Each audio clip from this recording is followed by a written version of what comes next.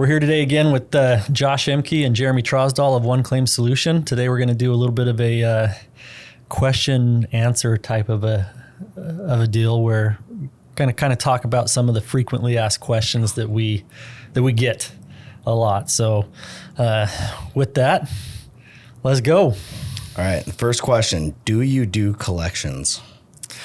Does One Claim Solution do collections? So this is a good question, and the reason I like it is because there legally is a difference between collections and billing. One Claim Solution is a billing agency. There are certain times where we will get involved with homeowners when, checks are sent to the homeowner, and we'll try to work with the homeowner quickly in order to avoid them getting those funds and spending them. But One Claim Solution is not a collection agency. We do not receive invoices or bills once they become due or past due. And so we really try to avoid the Fair Debt Collection Practices Act being triggered in any way, so that we can really maintain a pretty strong position on the front end of the claim and push it through as a billing agency. That's where we focus. That's where we specialize. Those are our strengths. So that's where we stay. So no, One Claim Solution is not a collection agency. It is a billing agency. We do work with collection agencies and have the ability to kick a file over when it needs to go that route, whether it's to, foreclose on properties, file liens, or garnish wages, report to credit bureau, those types of things. But that's all done through the collection agencies that we might work with. But OCS is not a collection agency. All right, Jeremy, are you ready? This will be a good one. Yeah. I'll take one word.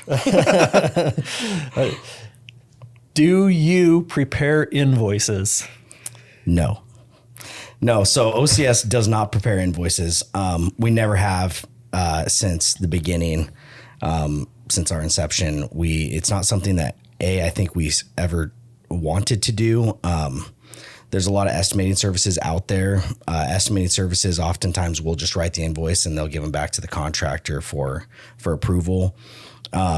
We have never written invoices. As we are doing the negotiating and the justifying of these invoices, that we have always felt that the person or the company that is doing the work, that knows the work that was done, is in the best position to write the invoice.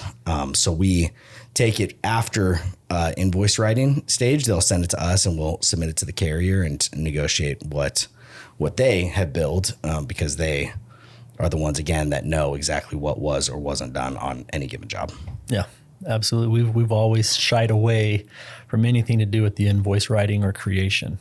Kind of highlight what you were saying is we don't know what was done. We can't write an accurate invoice because we don't know.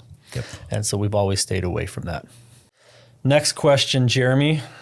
What if I am a franchisee? Can I still work with OCS? Absolutely. It's going to really depend on what type of franchise you're a part of. Different franchises operate differently. We do service franchisees, and we've been very successful in doing that. And we've had some experiences where we weren't exactly set up the way that we should have been set up, or I guess we didn't set up the expectations with different franchisees, and it was a situation where it wasn't a good fit, and we were able to just let them know that it wasn't a good fit, and we moved on. So it's really important, if you're a franchisee, to let's make sure that we get ahead of all the questions to make sure we're a good fit, because we are for some and we are not for some. It's not as clear as I'm an independent restoration contractor, right? That we fit all day, every day. Franchisees, because of the different regulations of different franchises, it becomes a bit more complex. Doesn't mean it's a no, because we successfully do it. We have currently we do it for 2 or 3 franchisees, and have been successful in that. Yeah, absolutely.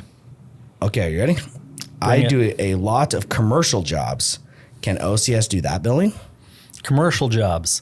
So it's the same insurance policies that apply, same insurance rules, regulations. There are different federal regulations that might, even state regulations that might apply to commercial jobs. But yes, OCS can do commercial jobs. We do them regularly. A lot of times the commercial jobs are a lot more complex, a lot higher dollar value. And so contractors do ask this question a lot. Can you do commercial jobs? And absolutely we can. I think one of the larger ones that we've done is upwards of $500,000. But we get $100,000+ ones regularly, and we're just as successful working on those ones as we are on the small residential losses. So absolutely we have those skills and ability to do it. Same justifications apply. No cheating. I couldn't remember the question. Next question. You get the softball question now. You ready for it? All right. I depend heavily on TPA/program work. Can you help me with their billing requirements? No. No, this is definitely something that's outside of our lane. Oftentimes with TPA work or program vendor work or preferred vendor work, whatever you would call any of those type of works, they have heavy rules about what you can or cannot bill for, what you can or cannot bill for, having your invoices include, even in your contracts. A lot of times the contracts are regulated as to how you can contract with your insured or the insured. It's definitely not something that we do. I do not foresee us ever doing anything in the program or preferred vendor space. Just not a lot for us to do there. Nope. Yep. Oh, yeah. I hope this is a hard one. It is. Ooh, that is a hard one. Have fun dancing. Okay. Will OCS increase my collections? Yes. That's the easy answer, right? And I say that because historically, OCS has been successful in helping a contractor collect more for their services. And we can back that up with, 8+ years of data on that.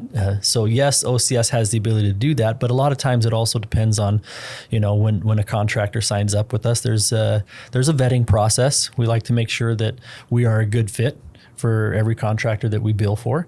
And part of that vetting process is we go through, a handful of their invoices, some of their history on their own performance to see where we can help out and help them through that process. So yes, the answer is yes. We can help a contractor receive more and work with them through that process when we bring on a new contractor. Yeah, and again, in addition, like we can only control so much. Like we will be the most educated negotiators. We will be the most up to date in terms of the IICRC standards, the OSHA standards. We will be really good at our job, but it's going to really be dependent on how well documented the contractor's invoices are, how justified the contractor's invoices are. Because if they give us a reason, then we'll absolutely go to bat for that reason. But it really is heavily dependent on, and we'll set contractors up. We'll help contractors get set up properly to get paid what is owed and what should be paid on any and all jobs. But it's going to make sure that they're really the ones that are required to do it. I would say we've seen this actually with a lot of our clients. There's a couple things that help them get paid. Like a lot of times clients, they hear this 3-trade rule, right? From carriers on can I get paid overhead and profit? And that's one of those things that when you can educate a client on and say, well, we haven't seen anything about a 3-trade rule, but it's this misconception because of carriers who have said that there's this 3-trade rule regarding overhead and profit. Another one would be like service call, right? Like we in my mind, I know the one carrier who's like, I will never pay a service call, but it doesn't mean it's not owed, right? And it doesn't mean it shouldn't be paid. And it doesn't mean it's not allowed to be billed. But there's one carrier, but now all the other carriers pay it. So I don't understand why the one carrier decides that they don't have to, right? And so there are line items like that where it's like, hey, these are the things that you should be billing for and you should be doing on every job, because these are things that, frankly, you're regulated to do. You should be required to do. It's reasonable to do. And when they do those things and they really take the approach of, oh, I want to be as dialed as possible, it just gets them paid more because they're dialed in their documentation and they're dialed in their in what they're supposed to be doing. Absolutely. And you talking about that kind of brings into mind, one of our contractors that we've been with almost from the very beginning. He's been with us for literally since the beginning, 8 years. And he was just about to quit the industry. Older guy, kind of fed up with everything going on and tired of trying to justify his invoices to adjusters that didn't want to hear it, period. And we were able to kind of come in and help offload that from him to where we were able to take on that insurance billing for his company, and he was able to focus on the aspect of the industry that he enjoys. He enjoyed his interactions with homeowners and helping them in a time of need, but hated the interactions with the insurance companies. And we were able to take that on and do it in a way for him where we actually did increase his collections just because he hated it so much. He would just kind of take what insurance companies would be willing to pay and be done. Mm-hmm. And, with the availability that OCS provides and our training and knowledge and justifications and regulations, we're able to help increase a contractor's collections. So that was a good story. Thanks, dog. Will OCS get me paid faster? Yes. Yeah, the reason that OCS will help you get paid faster is because we'll make sure that, again, the contracts like that you're using is a big part of how you get paid, making sure they're paying the right party. When you can get the contractor paid directly, it's always faster, which that's our first trigger to be able to improve speed to collections. And then frankly, it's no secret in the industry that if you're available when the adjuster wants to negotiate a bill and you're available to do it, they want that off their desk as fast as you want that off their desk. The problem is playing phone tag with the adjusters, and then it goes back to the bottom of the line, and all of a sudden your days to pay increases. Now, the only time that I've seen us, so our days to first payment is in the 40 days range right now.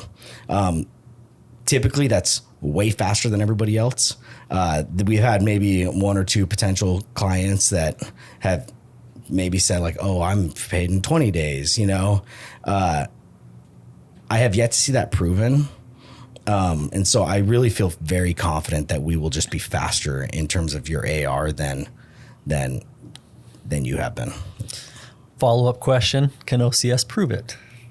Oh, yeah. Yeah, that's one thing that OCS does really well is our analytics and even our dashboard and the ability for a contractor to hop in and see any claim at any time throughout the stage in the process. And then we document days to first pay. So they'll be able to see what their current average days to first payment is on any claim. And so we are hyper transparent in our analytics, our reporting, and our dashboard. Very transparent, so they're able to see. One of the challenges that I think contractors have is they don't have the software that we use. And so they're guessing oftentimes like, oh, it seems like maybe it's a month or two, and well, that's a big difference in our world, a difference in 30 and 60 days.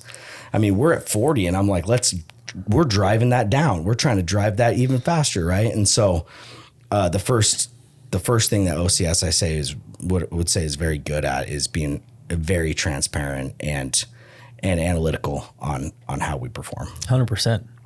And you talked about the software that we use, right? It's OCS uses a software that we have really kind of created and developed over the history of OCS, and it just every tweak comes with thousands of claims of history and experience behind it driving those changes. And so it's a software that is proprietary to OCS, and it is something that absolutely helps drive our success at what we do.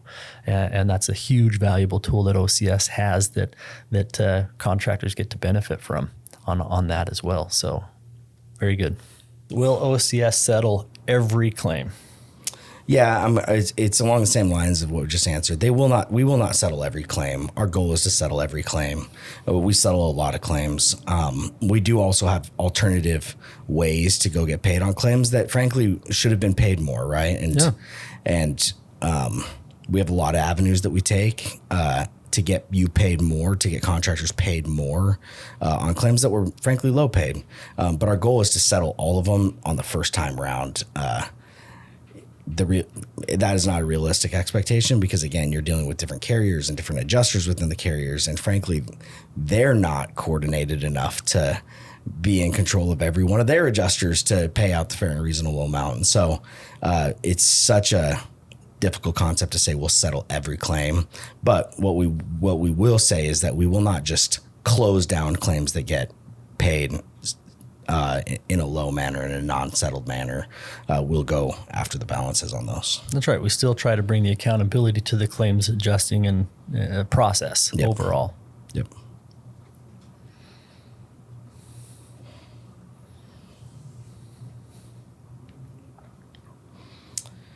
How much time should I plan on spending with OCS during the onboarding process? And frankly, what does that even look like? We've talked about the onboarding process briefly here and there with some of the other questions, where we try to establish the baseline. We review documents to make sure that you have everything that you need as part of your original package that goes into the carrier, right? So the onboarding process it involves a few different things that we try to do, a few different goals. Number one, kind of learn each other, see how the fit is, reviewing documentation, your work authorization. We look at your invoices. We look at what type of supporting documentation you have for those invoices. How good are your photos, dry logs, those types of things. The overall process for onboarding, it can vary by contractor. Some contractors that come to us are not very sophisticated at all. And maybe they might be a newer contractor, and so they're very willing to change their processes to kind of work with us and where we typically go with a lot of our documentation. Other contractors have a great deal of experience in the industry already, or are very large contractors, or might be a franchisee, that has certain parameters that are set on them by the franchisor. And so it's working through those things, but typically you can see the process. I think we've had it as fast as contractors getting us claims within a matter of days. Typically it doesn't go much past that. You're looking at maybe a week or two, but it's really dependent on the contractor and how quickly they want to move on implementing some of these things. And it's a leap of faith for contractors so often, dude, to be able to just say, hey, here's the lifeblood to my whole business that I've worked so hard for. I'm going to trust you guys with this. Take it and run with it. And so part of the onboarding process is being able to work with contractors and help them feel comfortable making that move and that transition to an outsourced billing agency and relinquishing some of that control of their billing process. That's all kind of part of that onboarding thing. And it really is contractor dependent. We can make the process very quick, but sometimes contractors are a little bit slower to move and implement changes and to take that leap, because it can be a leap. All right. Which insurance agencies do you work with? Insurance agencies. So there's a difference between an insurance agency and insurance company, right? We don't work with insurance agencies. That's your salesmen, that are selling out there selling policies, right? We work directly with insurance companies, and we work with all insurance companies. One of the things that we found out very early on is that the relationship between contractor and insurance company is adversarial by nature, right? Contractor wants to be paid as much money as possible, as fast as possible. Carriers by nature want to pay as little as possible, as slowly as possible. That's just the way that it is. And so we understand that this relationship is adversarial, and OCS works very hard. We understand contractors are in business. They want to be in business for the long run. They don't want to be put out of business. OCS likewise wants to be in business for the long run, right? The long haul, we're here for it. And so the way to do that is to try to build and establish relationships with carriers. typically it's adjusters at the carrier. And we have been very successful at doing just that. There are many carriers that we work very, very well with, where we have certain contacts there where we call them up. We know them personally, through years and constant phone calls, where, we know about weddings and babies coming and those types of things. And so we're able to work well with those types of adjusters. And, as everybody also knows, there are certain adjusters at every insurance company as well that, they're just mean humans and grumpy and will always be mean and grumpy. And their whole primary objective in life is to pay as little as possible, as slowly as possible. There will always be those. And there's ways for OCS to handle those types of adjusters. And we know which ones they are. We've kept very documented records for every claim that we've ever processed from day one of this company. We can go back and look at that. We keep notes on every adjuster, what their hot buttons are. We're able to recognize trends very quickly at each company so that we know how to most efficiently work with those companies in order to process these claims too. So yes, we have thousands and thousands and thousands of claims worth of history and experience working with every single insurance company.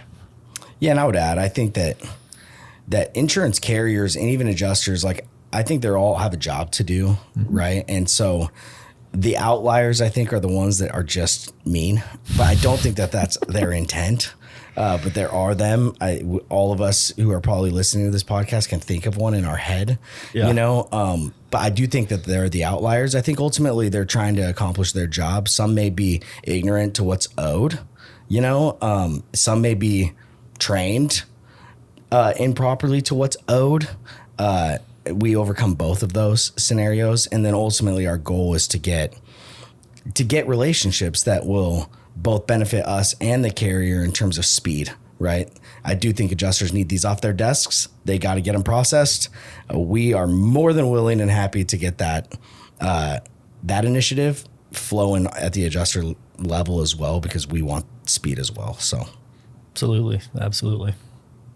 Thanks for watching this podcast. You can find out more information at our website at www.oneclaimsolution.com. Feel free to contact us with any questions or if you want more information.